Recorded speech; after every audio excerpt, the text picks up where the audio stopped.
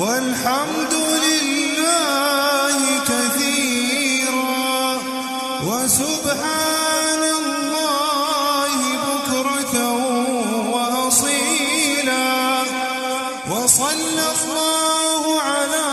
سيدنا